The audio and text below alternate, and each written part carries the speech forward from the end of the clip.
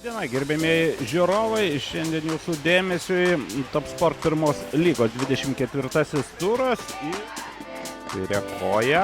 Geras perdavimas, bet iškumščiuoja kamuolį Petkevičius. Tiesa, tuoj pat kamuolys siunčiamas atgal ir nuošaliai fiksuojama. Šiandien nemažai įvarčių, o pralaimėjusiam nepavykdavo pasižymėti. Čia Diavara, pabandė iš pradžių tokį. Kaip aš sakiau, šis žaidėjas prie standartinių situacijų labai pavojingas, o čia Elveltonas. Ir Babrungo ataka, nuošalės nėra, čia gali būti labai pavojinga. Perdavimas, nors atrodė, kad gali smūgiuoti. Neptūnas vėl žaidžia gana aktyviai. Ir dar Zubavskas jau varžovų baudos aikštelės, smūgis tiesiai į vartininką.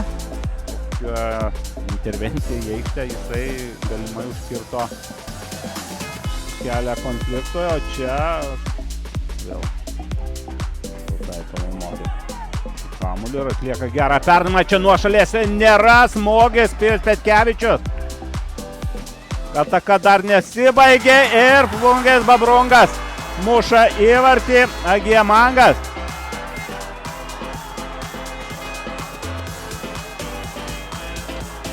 Ar Renanas? Ne, vis tik tai Renanas. Renanas pratęsia komandos ataką. Yra erdvės kontratakom, kuo plungiškiai gali pasinaudoti. Štai smūgis iš eigos. Jo kontakto baudos aikštelėje. Tuo tarpu Agiamango keitimas, čia greičiausia bandymas įnešti šviežių jėgų. Dar vienas epizodas, kuris baigėsi įvarčiu ir šį kartą tradicinis dar vienas 33 numerio Renano šokis. Ir kaip visada jaunieji sirgaliai.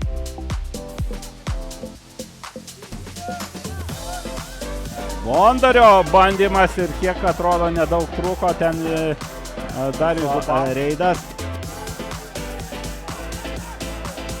Kamuolio.